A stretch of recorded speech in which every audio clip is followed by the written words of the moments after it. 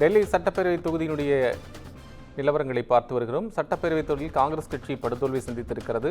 ஆம் ஆத்மி கட்சியின் நம்பர் 2வாக அறியப்பட்ட மிக முக்கிய வேட்பாளராக கருதப்பட்ட மணீஷ் சிசோடியா தோல்வி. அதேபோல நம்பர் 1 மிக முக்கிய வேட்பாளராக அறியப்பட்ட புதுதில்லி தொகுதியில் போட்டியிட்ட அரவிந்த் கெஜ்ரிவாலும் தோல்வி. இந்த 2 தோல்விகளுமே அவர்களுக்கு மிகப்பெரிய ஒரு அடியாக பார்க்கப்படுகிறது. அதேபோல டெல்லியை பொறுத்தளவுக்கு காங்கிரஸ் கட்சி படுதோல்வி சந்தித்திருக்கிறது. 3வது முறையாக ஹேட்ரிக் தோல்வியை சந்தித்திருக்கிறது. ஜங்புரா தொகுதியில் போட்டியிட்ட மணீஷ் சிசோடியா தோல்வியடைந்திருக்கிறார். புதுதில்லி தொகுதியில் போட்டியிட்ட அரவிந்த் கெஜ்ரிவாலும் தோல்வியடைந்திருக்கிறார்.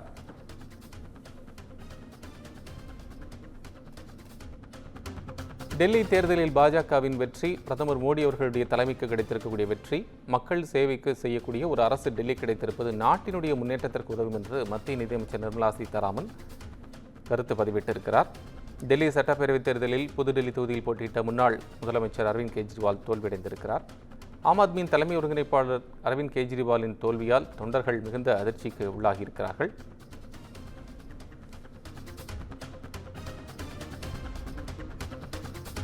டெல்லியில் ஆட்சி அதிகாரத்தை இழக்கிறது ஆம் ஆத்மி.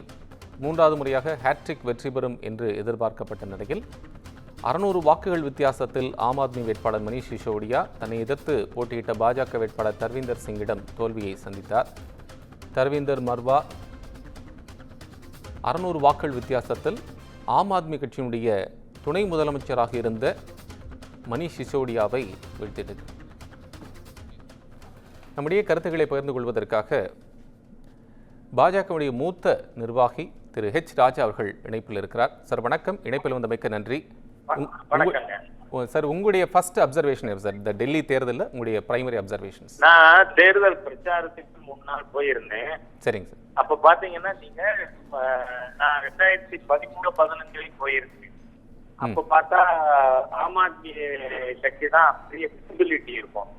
இப்ப தேர்தல் போனப்ப பாத்தீங்கன்னா பிஜேபிக்கு மாத்திரமே அந்த விசிபிலிட்டி இருந்தது. அதனாலதான் நான் அன்னைக்கே மதுரைக்கு வந்தவனுக்கு சொல்லியிருந்தேன், தலைநகரில் தாமரை ஆட்சி மலரும்னு. நீங்க சொல்லுங்க. ஒண்ணு பாசிட்டிவா மத்திய அரசாங்கத்தினுடைய திட்டங்கள், அதுக்கு மக்கள் கொடுத்திருக்கிற அங்கீகாரம். 2வது ஆம் ஆத்மி கட்சின்னு சொன்னா, கெஜ்ரிவால்னு சொன்னா கேப், மஃப்ளர், ஹவாய் கப்பல் அதெல்லாம் இப்ப எங்க இருக்கு? கெஜ்ரிவாலோட வீட்டுல டாய்லெட்டுக்கு தங்க பிளேட் சார் பேசனுக்கு. அந்த மாதிரியான ஒரு ஊழல் ஆட்சி, சாராய ஊழல்ல மூழ்கி போயிருக்கின்ற ஒரு ஆட்சி. இந்த ஆட்சி வரக்கூடாது என்று டெல்லி மக்கள் முடிவெடுத்திருப்பது இந்த தேர்தல் ரிசல்ட் நமக்கு பிரதிபலிக்குது. அதுலயும் நீங்க பார்த்தா இது வேற அசம்பிளி எலெக்ஷன்ஸ்ல ஹையஸ்ட் ஓட்டு பிஜேபி வாங்கினது 43% 1993. அதுக்கப்புறம் 48% இப்ப இந்த தேர்தல்ல வாங்கி பிஜேபி ஆட்சியை கைப்பற்றி இருக்கிறது. அது மகிழ்ச்சி தரத்தக்க ஒரு விஷயம். ஓகே, இல்லை இப்போ இதில் இப்போ நீங்கள் சொன்னீங்க அவங்க ஊழல் விளைந்திருக்கிறாரு. இப்போ இந்த புது மதுபான கொள்கை முறைகேடு அந்த வழக்கு இப்போ வரைக்கும் அது ஸ்டான்ஸில் இருக்குது. ஆனால் அது அவர் ஜாமீனில் வெளிவந்திருக்கிறாருங்கிறதையும் பார்க்க வேண்டியிருக்கு இல்லைங்களா? இன்னும் தீர்ப்பு ஒன்றும் வரலையே, அதுக்குள்ளே நீங்கள் டிக்ளேர் பண்ணுறது சரியா இருக்குமா சார்?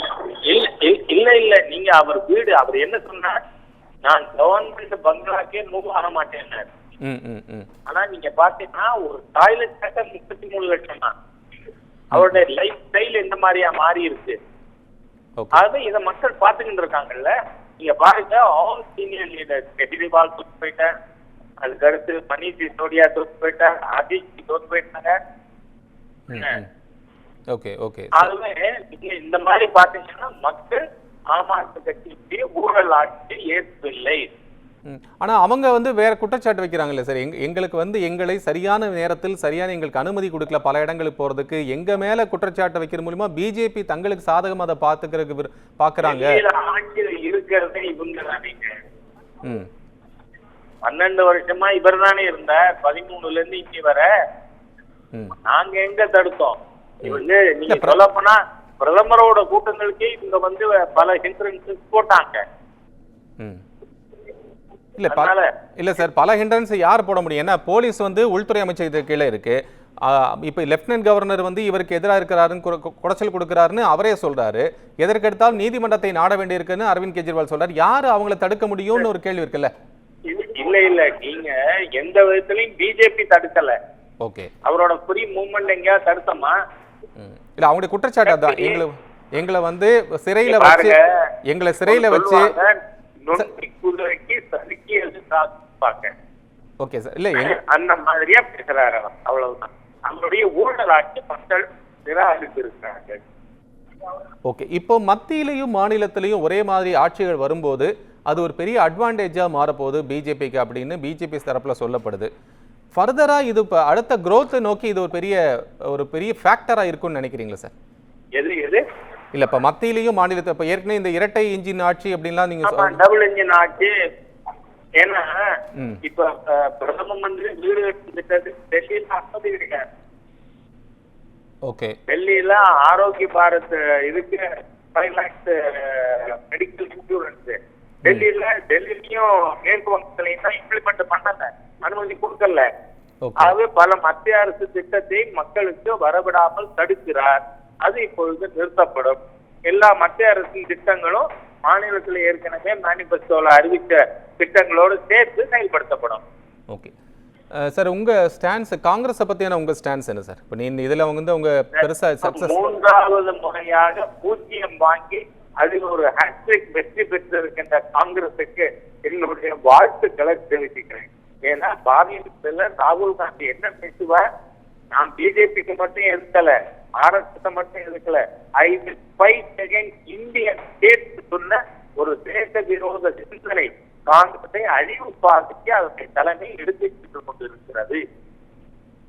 ரைட் சார், ரொம்ப நன்றி. எங்களை வந்து உங்களுடைய கருத்துக்களை பகிர்ந்து கொண்டீங்க. மிக்க நன்றி திரு ராஜா சார். நன்றி.